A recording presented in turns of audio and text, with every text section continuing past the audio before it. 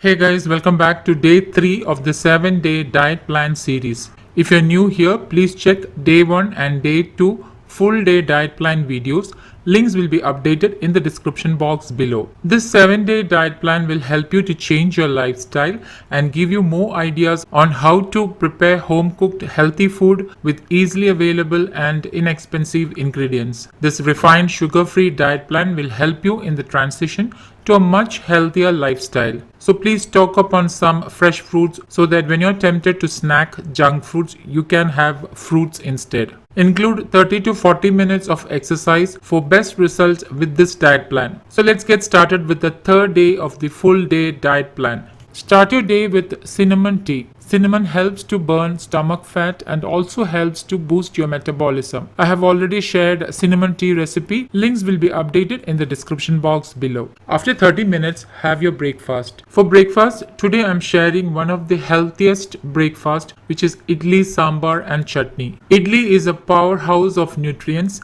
and the whole grains in the idli batter makes it nutrient rich. Please do check my video on how to make healthy whole grain dosha and idli batter. Serve 2 idlis with sambar and coconut chutney. Now what the coconut chutney does is it has healthy fats from the coconut and it will help to lower the glycemic index of idli. The chutney sort of balance everything. Now with regard to sambar, it's again a very nutrient dense side dish as it's made with seasonal vegetables, and also make sure that you use moong dal instead of tur dal and use sweet potatoes instead of potatoes and use drumsticks and drumstick leaves, also known as moringa leaves if possible. So all in all, this becomes one healthy, power-packed, nutrient-dense breakfast meal. Always remember to keep yourself hydrated by drinking plenty of water, or you can have my infused water.